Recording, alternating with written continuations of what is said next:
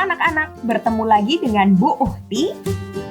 Materi yang akan kita pelajari hari ini adalah cermin cekung.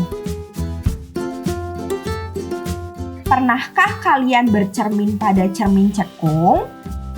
Berbeda dengan cermin datar yang biasa kalian gunakan pada saat kalian bercermin di rumah, cermin datar membentuk bayangan yang bersifat maya, tegak, dan sama besar. Namun, tidak untuk cermin cekung. Saat kamu bercermin pada cermin cekung, posisimu berpengaruh pada bayangan yang ada di cermin cekung. Misal, kamu ada di posisi tertentu. Ada saat bayanganmu tidak dapat dilihat langsung oleh mata, ada saat bayanganmu tidak terbentuk, dan ada saat bayanganmu lebih besar dari dirimu sendiri. Kira-kira kenapa ya? Bayangan yang terbentuk pada cermin cekung dipengaruhi oleh letak bendanya. Jadi, berbeda letak bendanya akan berbeda juga bayangan yang terbentuk.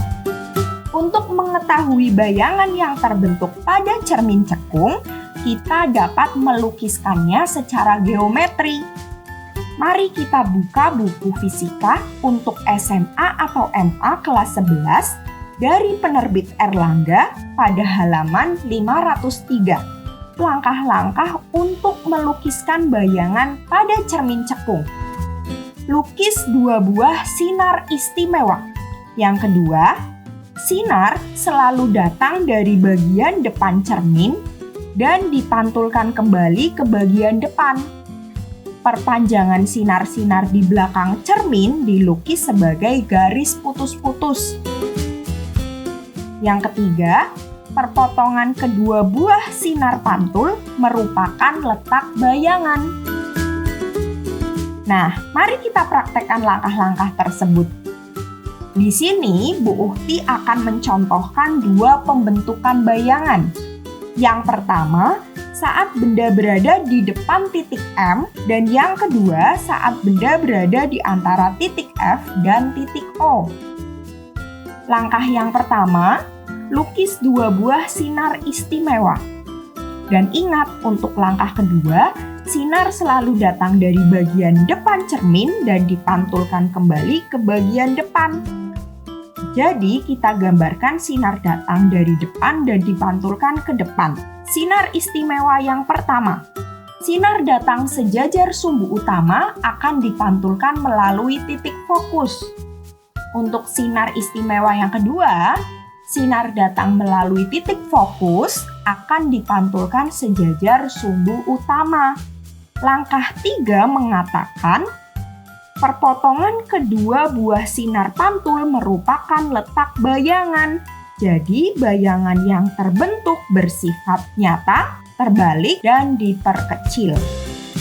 Mengikuti langkah 1 dan 2, maka sinar istimewa yang pertama, sinar datang sejajar sumbu utama akan dipantulkan melalui titik fokus. Sinar istimewa yang kedua, sinar datang melalui titik pusat kelengkungan akan dipantulkan kembali melalui titik itu. Nah, jika diperhatikan, sinar pantul di depan cermin tidak dapat berpotongan ya. Maka, perlu perpanjangan ke belakang, seperti dikatakan di langkah 2. Perpanjangan sinar-sinar di belakang cermin dilukis sebagai garis putus-putus. Ternyata berpotongan. Jadi, bayangan yang terbentuk di titik ini sifatnya maya, tegak, dan diperbesar.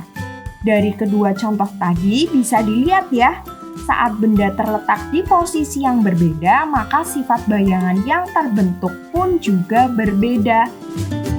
Untuk letak posisi benda yang lain, waktunya kalian untuk mencoba.